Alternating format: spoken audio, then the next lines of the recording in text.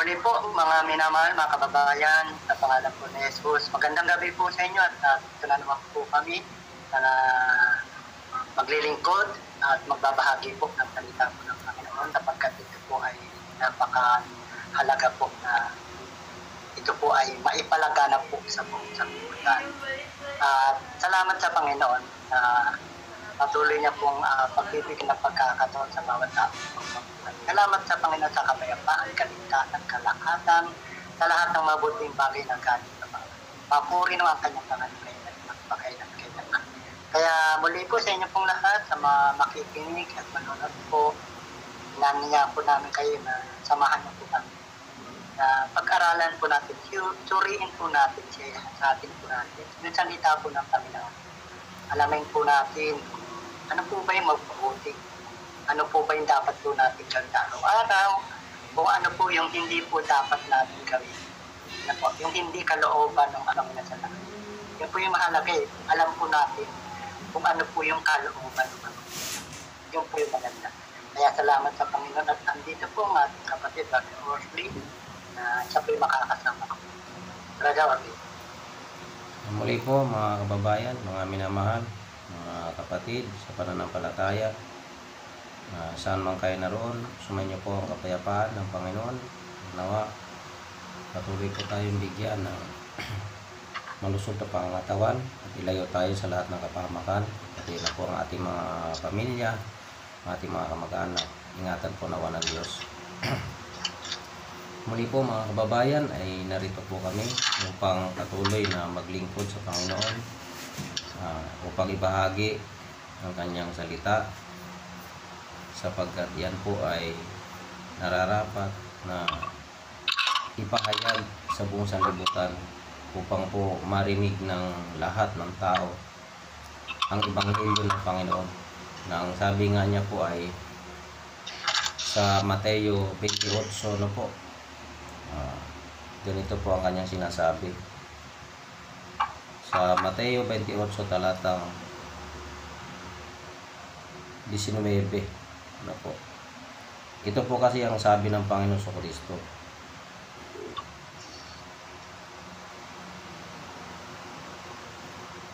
Sabi niya po rito, dahil dito, magsiyaon nga kayo at gawin ninyong mga alagad ang lahat ng mga bansa, na sila'y inyong bautismuhan sa pangalan ng Ama at ng Anak at ng Espiritu Santo, na ituro ninyo sa kanila na kanilang ganapin ang lahat ng mga bagay na iniutos ko sa inyo. At narito, ako'y sumasa inyong palagi hanggang sa katapusan ng sanlibutan. Dito po ay iniutos ng Panginoon na sa kanyang mga alagad na humayo kayo sa buong sanlibutan at inyong ipangaral ang ebanghelyo. Ano po? At gawin ninyong mga alagad ang lahat ng mga bansa, na sila'y inyong bautismuhan sa pangalan ng Ama, ng Anak at ng Espiritu Santo. Pagka nabautismuhan, ginawang alagad, ano pong gagawin?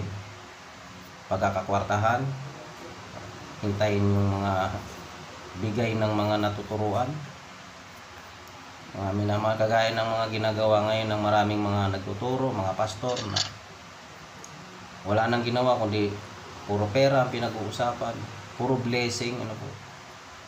Kinukwento pa niya na pasikatan sa pagbibigay yung kanyang mga miyembro, palakihan. May nagbigay daw ng 10, may nagbigay ng 3. Makikita po natin kung anong klaseng mga naglilingkod yan. Ang paggawa po ng mga alagad ay hindi po pagtuturo ng puro pera, puro pakinabang ng pastor ang tinuturo. Hindi po ganun ang pangangaral ng ebanghelyo. Ang pagtuturo po ay pagganap ng lahat ng mga bagay na iniutos ng Panginoong Kristo sa kanyang mga alagad. Yan po yung dapat tungkulin ng nagtuturo.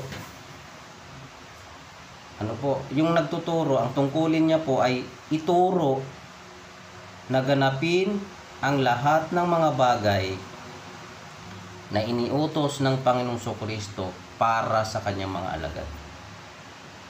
Yan po dapat, mga kapatid, ang ituturo. Walang labis, walang kulang. Hindi yung babasa ng isang talata tapos magdadaldal na ng pagkahaba-haba. Ano po? Na wala namang katuturan kundi puro lang pakinabang sa sarili. Ano po? Kagaya ng iba na nangangaral dyan sa kalye, nangangaral dyan sa bus, sa istasyon ng bus, sa palengke. Ano po? Pagkatapos nilang magsalita ng isang verse, magpipray na sila. Pagkatapos magpray, mag-aabot na ng sobre, mag-aabot na ng supot, sahurin na yung mga pasahero, mga tao dyan sa paligid, sasahuran ng kanilang mga supot. Hindi po kay Kristo yan. Kasi ang sa kay Kristo po, hindi po negosyo ang ginagawa ng mga lingkod ng Panginoong Kristo, kundi sila'y naglilingkod para kay Kristo, hindi para sa kanilang sariling tiyan. Ano po? Kasi ganito po yung sinasabi ni Apostol Pablo dito sa ikalawang Korinto, kapitulo 2 sa talatang 17. Ganito po yung sinasabi dito. Ano po? Sapagkat hindi kami gaya ng karamihan na kinakalakal ang salita ng Diyos, kundi sa pagtatapat at gaya ng mula sa Diyos, sa harapan ng Diyos, ay nagsasalita kami para kay Kristo. Yan po, mga kababayan, mga minamahal, mga kapatid. Yung mga lingkod talaga, mga totoong tunay na apostol ni Kristo, tunay na mga lingkod ni Kristo, tunay na mga alagad, sila, ang kanilang mga sinasalita ay hindi para sa pakinabang nilang sarili, hindi para sa kunting pera na lang, makapagtayo na ako ng mansion, kunting kurakot pa sa mga miyembro para makapagtayo na ng mansion. Samantalang yung mga miyembro, marami dyan nagdidildil ng asin, isang beses kumain sa isang araw, jackpot na kung makatatlong kain sa isang araw. Ano po? Marami po Marami po tayong makikita dyan. Yung mga pinuno, yung mga leader ng kanilang mga sekta, nagsisipagbundatan. Ano po? Maraming pag-aari, maraming lupain, maraming mga itinayong simbahan, eskwelahan, kung ano-ano. Mga negosyo. Tunay bang mga lingkod ng Diyos yan? Hindi po. Hindi po ganyan ang mga lingkod ni Kristo. Ang mga lingkod ng Panginoon Kristo, sinasawata po nila yan. Anong sabi ni Apostol Pablo? Sapagkat hindi kami gaya ng karamihan na kinakalakal ang salita ng Diyos. Totoo po yan, kinakalakal po yan hanggang ngayon Opo. Nag-iimprenta ng mga kwento, Our Daily Bread, kung ano-ano mga kwento. Tapos binibenta. Binibenta kung saan-saan. Gagawa ng pamphlet sa mga miyembro, maglalagay ng verse sa panyo, ibebenta sa mga miyembro. Gagawa ng mga langis. Tapos susulatan ng verse ng Biblia, ibebenta sa mga miyembro. Ano po? Hindi po yan paglilingkod talaga sa Diyos Yan po yung paglilingkod para sa kanilang sariling tiyan. Pagpapakabundat sa kanilang sarili. Ano po? Kaya sabi ni Apostol Pablo, hindi kami gaya ng karamihan na kinakalakal ang salita ng Diyos. Kaya pag may nakita po kayo mga sama na nagsipagbundatan ng mga leader, tunay po yan. Tunay po sila. Tunay po sila na hindi mga lingkod ni Kristo. Dahil ayon po sa Roma 16, 16 po, talatang 17, ano po? Hindi ako nagkakamali, ano po? Sabi dito, sa 17 po, ngayon ipinamamani ko sa inyo mga kapatid, natandaan ninyo yaong mga pinanggagalingan ng pagkakabahabahagi at ng mga katitisuran laban sa aral na inyong nangapag-aralan at kayo'y magsilayo sa kanila. Sino po ba yung mga yon? Sa talatang 18. Sapagkat ang mga gayon ay hindi nagsisipaglingkod sa Kristong Panginoon, kundi sa kanilang sariling tiyan at sa pamamagitan ng kanilang mabuting pananalita at maiinam na mga talumpati ay dinadaya ang mga puso ng mga walang malay. Sipin mo, ipangangaral lagi sa mga member, puro, kayo ba'y naniniwala na kayo pagpapalain ngayon? Sabi naman ng mga member, amen. Kahit gutom na yung mga member, amen pa rin siya. Ha? Siyempre, naniniwala siya sa blessing. Tama naman eh. Kaso yung pastor na nagtatanong sa kanila, nagpapakabundat sa sarili. Ha? Pagdating galing sa bahay, dating sa church, nakakotse. Ha? Ingat na ingat pa sa kotse niya. Baka magasgasan ng mga miyembro niya ng mga dumadaan. Ano po? Yung mga ganong tao, ang sabi ng dito sa talata nating binasa, ay hindi nagsisipaglingkod kay Kristo, kundi sa kanilang sariling tiyan. Nagpapakabundat sa sarili. Nagtayo ng mga negosyo. Bumili ng mga lote. Ha? Yung iba lalapit sa politiko. Tapos sasabihin, ibuboto ka namin basta bigyan mo kami ng ganito. Ano bang atin dyan? Sabi ng politiko, sige, itong lote na to, tayuan ninyo, inyo na yan. O, di ba? Kaya naging negosyo, hindi talaga paglilingkod. So, mga minamahal, ito po ang aming ipinahayag sa inyo na ang nais namin ay yung ayon sa nasusulat, na hindi kami gaya ng karamihan na kinakalakal ang salita ng Diyos. Ano po? And ito po ang ating kapatid, si kapatid na Ray Banikid. O nga po mga minamahal, mga kababayan, tunay po na napakarami na po na reliyon. Marami pong mga reliyon na mayayaman po sila. Maraming member, magaganda po yung kanilang po mga sambahan. Dapat po masuri po natin. Suriin po natin na lahat. Meron pong tunay na iglesia, meron pong perfect church. Kasi sabi po nila walang perfect. Meron po. Yung itinaya po natin Peso Cristo, perfect po yun. Siya po nagtayo eh. Amen. Kasi sabi po ng iba, wala. Imposible pong wala. Kasi kung walang perfect, lahat pare-pareho na po. Diba po? Kahit saan ka pwede dumalo, pwede ka na yun.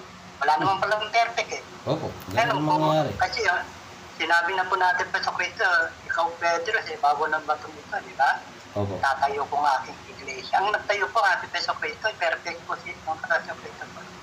Kaya mali po na sasabihin po ng iba na walang perfect church. Meron po, posibleng wala po. Kaya mag-iingat po tayo. Yung binasa po nating kapatid sa Mateo, na yung mga alagad po, yung tunay na mga alagad po yung pinagsabihan doon eh. Opo. Sila po ay pinagbilinan, na gawing alagad lahat ng mga banta at ituro, ganapin ang lahat ng mga bagay na inutos sa kanila. Yung mga tunay na alagad po yun, gagawa ng mga alagad. At yung mga alagad na, yung naging alagad ay tuturuan, ituturot sa kanila ganapin. Ano po? Dito po sa Gawa, Brad, Kabanatang 2, medyo ito pong Biblia ko, Brad, medyo malabo na po. Sige po. Wala pa po ako cellphone po. Sige po. Pero babasahin ko po sa tulong po nila. Medyo malabo po din. Biblia. Sa aklat po na Magawa, Kabanatang 2, sa talatang 38, patuloy po, ito po.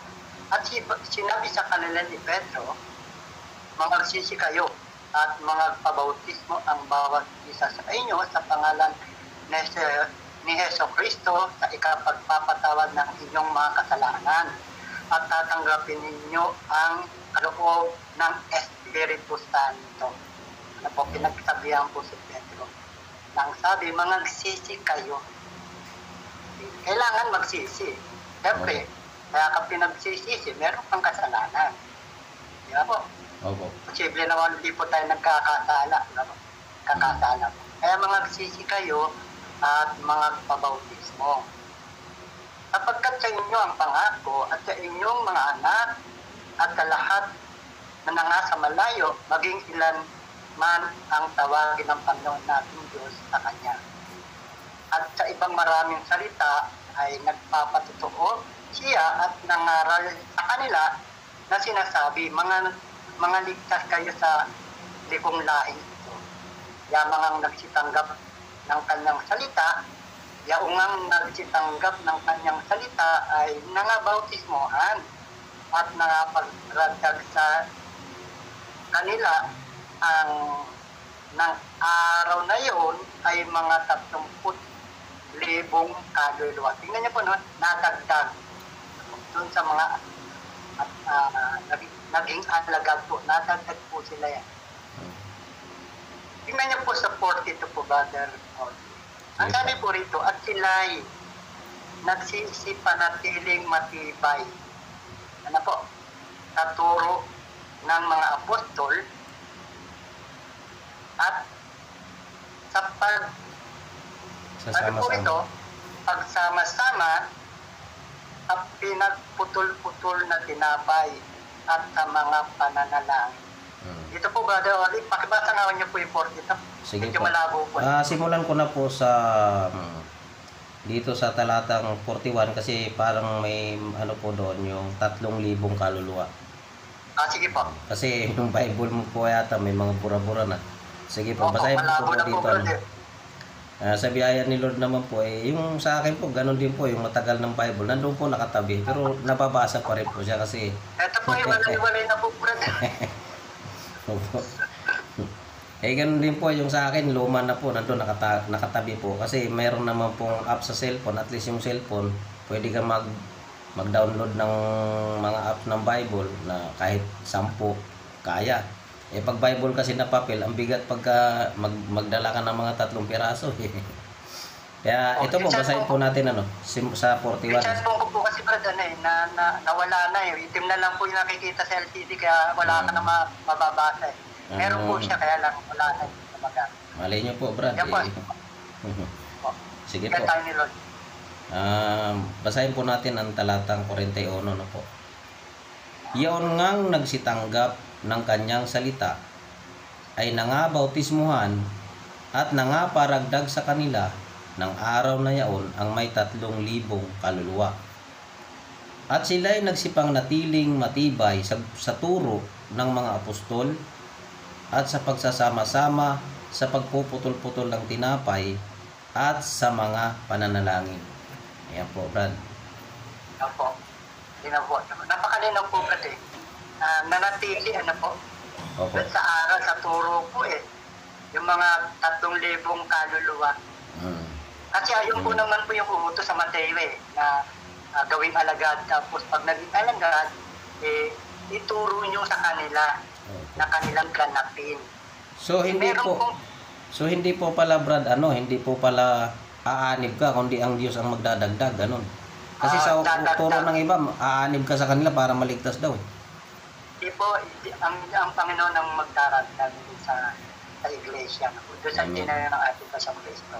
Kaya ito po yung napakalinaw na dapat po natin malaman na suriin po natin lahat. Huwag po tayong amen ng amen. Yung may nagsasalita, amen ka kaagad. Suriin mo mabuti kung yung sinasabi niya pa talagang aral, turo o salita ng Panginoon. Kasi ito yung nagsipanatiling matibay.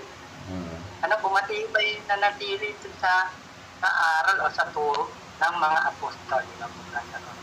Kaya ito po yung napakalaga. Kasi yung iba po, kagaya po yung mga nakasama po natin, marami po tayo nakasama, na napapakinggan ko po yung iba. Pinanggalingan po natin may maling aral, brother. Opo. Maling aral. Tapos sila na po yung tumatayo. Sila na po yung tumatayo. Kung may maling aral, ba't kayo ang tumatayo? Dapat maghanap kayo ng tama. Hindi, mahanap kayo ng tama. Hindi kayong tatayo kasi nabautismohan kayo eh. Magpabautismo ka muna sa tama. Hindi kayo tunay na alagad kasi mali pala yung pinanggalingan nyo. Kailangan bago ka tumayo, magpabautismo ka muna sa tamang aral. Oo. Mali yung pinanggalingan mo eh. Hindi ka tatayo eh. O tumayo, ikaw na lumalabas yung tama. Diba po? Opo. Dapat hindi po ganun. Kaya dumadami-dami po eh. Kaya po dumami po ganun. Di Brad, pera kasi. Pera din, pera. Kita rin yun eh. Turiin po natin, hindi po ganun. May pinanggalingan ka eh. Tapos yung pinanggalingan mo, sasabi mo may mali ka. Gustong sumikat bigla kang tatayo. Biglang tatayo ka eh. Pag sino maniniwala sa'yo na tama ka eh. Hindi man ka na pa ng tama. Yun, di ba po? Pabautismo ka muna sa tama bago ka tumayo. Opo. Diba sabi nga dun sa taklat po ng Jeremias po ba yung Brad? Sa is? Sa is, magsitayo sa mga daan. Opo. Sige po, pag kayo bumasagot, medyo malabo na itong sige po.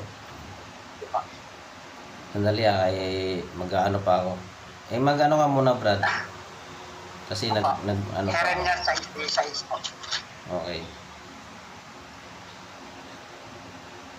Ang sabi po rito, kaya ako na po magbasa. Sige po. Ganito ang sabi ng Panginoon. Magsitayo kayo sa mga daan at magtingin kayo at ipagtanong ninyo ang mga dating landas kung saan nandoon ang mabuting daan. At magsilakad kayo roon at kayo'y mga kasumpong ng kapahingahan sa inyong mga kaluluwa. Ngunit kanilang sinabi, hindi kami magsisilakad doon. Tignan mo po natin po. Kaya ito po yung utos. Tumayo, tumingin, magtanong. May hahanapin. Ano yung hahanapin mo? Yung mabuting daan, hindi dating daan. Mabuting daan. Diyan po nagkakamali yung nangangaral ng dating daan eh. Akala nila dating daan ng lalakaran eh. Ang hahanapin mo rito yung mabuting daan. Opo. Sabi po rito, pag nasumpungan mo yung mabuting daan, tapos sumpungan mo yun, ang gagawin mo, lalakad ka na ron. Opo. Hindi dating daan ng lalakaran, Brad. Hindi po dating daan ito yung mabuting daan. Mabuting daan. Pag nakita mo na yun, makakasumpong ka. Ano masusumpungan mo? Yung kapahingahan ng iyong kaluluwa. Kasi sabi ng Peso Cristo, pagsilapit kayo sa akin, kayong lahat na nangapapagal at nangabibigat ang lupa, at kayo'y akin pagpapahingahin. Amen. Di ba po? Kapahingahan po. Mabuting daan. Sino po ba yung mabuting daan tinutukoy doon sa bagong tipan? Ang ating Peso Cristo po, sabi niya, ako yung daan. Ako yung buhay. Di ba po? Opo. Di ba po? Sabi niya, siya yung mabuting daan. Hahanapin mo siya. Amen. Magtatanong ka, susuriin mo. Ganun po, kaya dapat po, maingat po tayo. Opo. Kasi maingat na. God bless po, Brother. Okay. Mga minamahal, mga kapatid, sa pagpapatuloy po nating pagbubulay-bulay at pagninilay-nilay ng salita ng Panginoon, ito nga po yung aming mga ibinabahagi po sa inyo. Katulad nga po dito sa Jeremias, na hindi po dapat porkit nakarinig ka lang na magaling sa debate ito. Puro debate, puro ngak-ngakan ang gusto nito, magaling to. Dito ako aanid. Hindi po ganun mga kababayan. Hindi porkit magaling sa ngak-ngakan, magaling sa debate, yun na yung tama. Hindi po yun eh. Ang tama po, yung nananaan sa aral ni Kristo. Hindi po yung magaling sa debate. Ano po? Kasi ang mga alagad ng Panginoon Kristo, hindi po puro ngak-ngakan ang ginagawa, hindi po puro pakikipagdebate. Kundi ang itinuturo ay yung tama, yung ayon sa aral ng Panginoon Kristo. Kagaya po dito sa Jeremias, sabi rito, magsitayo. Ibig sabihin, mag-o-observe ka eh. Hindi ka basta-basta kaagad aanib ka pag sinabi nung, ayun, sa ating nabasa, umanib kayo. Di sa iglesia ni Kulapu, maliligtas kayo. Hindi po ganun eh. Kasi madali pong magsalita. Ang sabi nga, sa pamamagitan ng kanilang matatamis na salita, dadayain yung puso ng mga walang malay. Dadayain po talaga pag hindi ka nagsusuri. Kailangan, ang sabi rito, magsitayo kayo sa mga daan at magsitingin kayo at ipagtanong ninyo. Yun, magtatanong kayo. Ano yung tatanong mo? Dating daan? Hindi. Ipagtanong ninyo kung saan naroon ang mabuting daan at magsilakad kayo roon. Ayun, no? Pag nakita mo yung mabuting daan, hindi po dating daan, pag nakita mo yung mabuting daan, lumakad ka ron. Pangalawa po, malinaw naman po sa bagong tipan, ang nakasulat, ang lalakaran natin, bagong daan. Ano po? Hebreo 10:20. Ang nagpakilala na mabuting daan, si Kristo. Ako ang daan, ang katotohanan at ang buhay. Ano po? Walang makaparoon sama kung hindi sa pamamagitan ko. Siya po yun eh. Siya po yung gumawa ng bagong tipan. Kaya ang daan po natin, tayong mga sumasampalataya kay Kristo, bagong daan po. Yan po mga kapatid ang lalakaran natin. Mabuting daan. Kaya nga, ang sabi rito sa salita ni Jeremias magsitayo kayo. Magstingin kayo.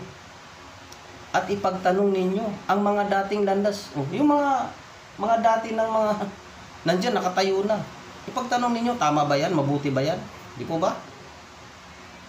Ipagtanong ninyo kung saan nandoon ang mabuting daan. Hindi naman sinabi dating daan ang hahanapin mo, kundi yung mabuting daan ang hahanapin mo. Di po ba? Kaya, marami po kasing daan talaga mga kapatid. Mayroong mga pastor na nagtuturo na puro blessing maririnig mo Yung pabor sa kanya lagi, para yung mga membro niya, yung maluwag na maluwag magbigay sa kanya na magbigay ng pera. Pastor's offering, love offering, love gift, pastor's offering, kung ano-ano. Talagang yung mga membro, mahuhut-hut ng husto Mauubos talaga yung kabuhayan ng mga membro, pero yung mga pastor, nagsisipagbundatan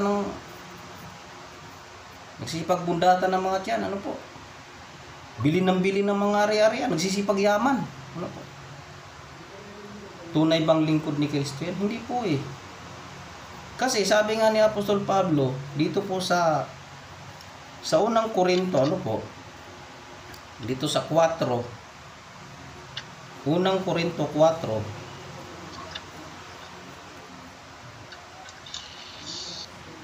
sabi rito ni Apostol Pablo 4:11, ano po?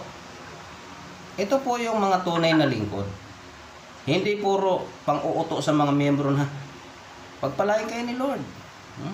Yung mga magbigay dyan ng katiting, maliit lang ibibigay sa inyo ni Lord. Yan, mga ganyang turo nila. Kaya dapat magbigay kayo ng malaki para malaki ang sa inyo papapala. Siksik, liglig, maapaw. Ganyan ang turo nila. Para yung mga miyembro mauto.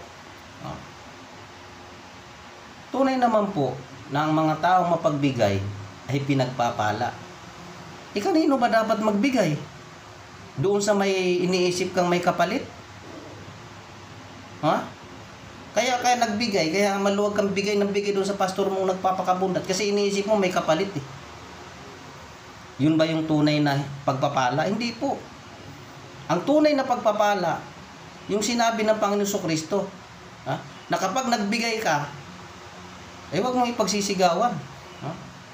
Kanino ba dapat? Kanino ba dapat magbigay? Doon sa mga bundat na? Di po dapat sa mga nangangailangan. Doon ka magbigay sa nangangailangan, sigurado pagpapalain ka ni Lord. Di po ba? Kasi walang kayang maibalik sa iyo yun Si Lord ang bahalang magbigay sa iyo. Hindi yung kaya ka nagbigay kay pastor ng malalaki kasi iniisip mo may babalik sa iyo na pagpapala. Hindi po tunay na pagpapala yun, mga minamahal. Ang pagpapala na binibigay talaga, yung ikay magbigay ng walang kapalit, na wala kang iniisip na babalik sa iyo. Basahin po natin itong sinasabi ni Apostol Pablo sa unang Korinto 4:11. Ano po? Hanggang sa oras na ito'y nangagugutom kami at nangauuhaw at mga hubad at mga tinampal at wala kaming tiyak na tahanan. Tingnan nyo. Yung mga pastor ngayon, invest kung saan-saan, sa bangko, bilhin ng mga lote, pagtatayuan ng eskwelahan, ng kanilang mga church building, kung ano-ano. mga negosyo, mga business, kung ano-ano, binibili nila panghanda sa kanilang sarili. Baliktad eh. Yung tunay na mga lingkod ni Kristo, wala raw silang tiyak na tahanan eh. Oh. Ha? Kumbaga sila yung mga palaboy. Ha? Mga palaboy. Kung saan abutin ng gabi, doon makikitulog. Ano po? Sila'y hubad. Ha? Ano ibig sabihin ng hubad? Siyempre, hindi sila bili ng mga magagarang damit. Na puro luho sa sarili. Ha? Kurakot ng kurakot sa mga miyembro. Bili ng mga pangluho sa kanilang sarili. Ha? Ang mga tunay na lingkod ng Diyos, sapat sa kanilang sarili. Ha? Maging sila may hubad, maging sila may gutom, walang sariling tahanan, sapat sila sa kanilang sarili. Yan ang mga tunay na lingkod. Hindi yung uutusan mo yung mga miyembro mo, ay sige, pumunta kayo doon sa ganitong lugar, magdala kayo ng mga sobre, ng mga supot, manghingi kayo roon. Sasabihin nila, hindi naman kami nanghihingi, Fred, kusa ng tao yun. Saan ka naman nakakita ng kusa? Ikaw ang sumasahod sa tao. Kusa ba yun? Ikaw ang lumalapit? Ang kusa po, yung ikaw ang lalapitan, tapos bibigyan ka ng kusa. Yun ang kusa, mga kapatid. Huwag po kayong magpapalusot na kusa yung sinasabi ninyo. Hindi po kusa yun eh. Kasi inuuto niyo yung mga tao, magsalita kayo ng one verse, pagkatapos prayer, saka hingi. Hindi po yun tunay. Hindi po yun yung tunay na paglilingkod. Ang tunay na paglilingkod, lalong-lalo na sa mga namumuno sa church, sa mga pastor, mga minamahal, mas pipiliin pa nilang maging hubad kaysa magpakabundat. Yan po.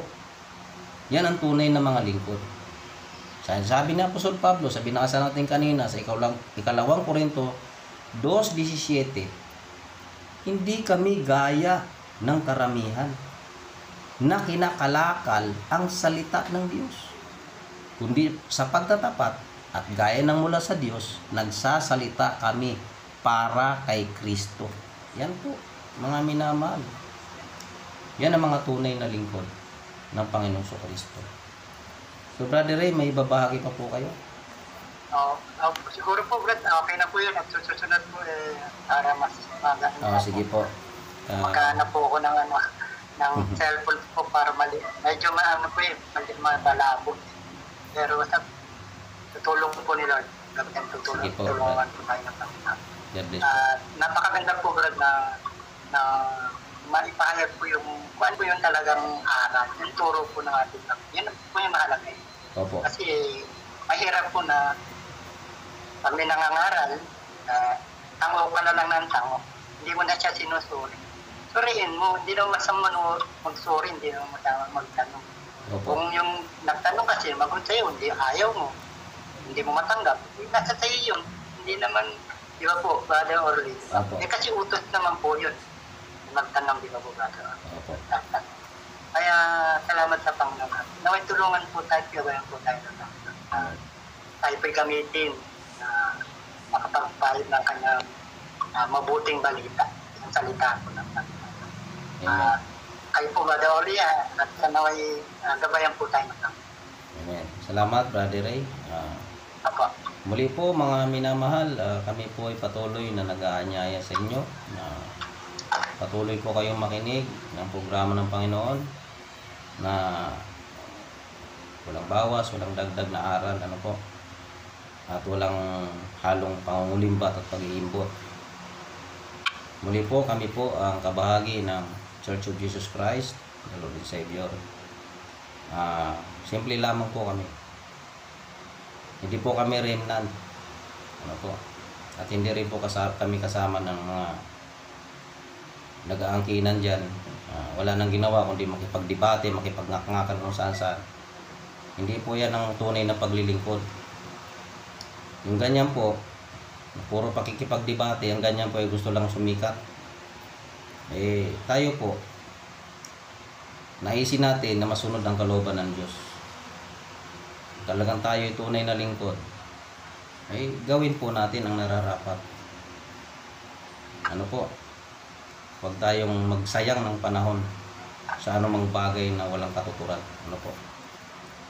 So mga minamahal, paalala po muli, hindi po kami remnant, ano po. Sapagkat ang remnant po ay tapos na po 'yon. Hindi na po sila dapat naghikayat. Kasi pag may sumapi sa kanila, remnant na naman po 'yon. O paano naging remnant 'yun? May dadagdag uli. Ano po, mga hindi po ganoon eh. Magsuri po kayo. Paano po kayo naging remnant? May nanghihikayat pa kayo. Hindi na po dapat, kasi tingnan niyo yung Israel, di ba? Remnant sila. Natapos yung kautusan doon sa kanila kay Moises. Sila yung remnant, yung natira eh. Tapos ngayon, kay Kristo, sasabihin nyo, remnant kayo. Patuloy na tumatawag ang Panginoong Kristo ng kanyang mga alagad eh. Kaya walang remnant sa aral ng Panginoong Kristo. Wala pong iglesia ang Panginoong Kristo na remnant. Tandaan nyo po yan. Kung mayroon kayong mabasa, di basahin nyo po sa ere. Ipakita ninyo na yung aral ninyo tama. Ano po? So pagpalain po kayo ng Panginoon. Ako po si Brother Orly, na patuloy na naghihikayat sa inyo, na magsuri po ang bawat isa. God bless you po. Po, Brother Ray Balikit po, pagpapalain po kayo ng Panginoon. At kami po ay nag-uumpisa po tuwing alas 9 po ng gabi. Gabi po. At ito ay medyo maaga po kami. Kasi po si brother po ay medyo mabiyahe pa po. Malayo po yung dati. Kaya kami nag-uumpisa po ng mas maaga. Pero kami po ay nag-uumpisa po. Gabi-gabi po alas 9 po ng gabi. Amen po. Sa tulong po ni Lord na may tulungan po tayo. Brother Ray Balikit po. God bless po sa lahat po ng mga nakikinig at pagpalain po.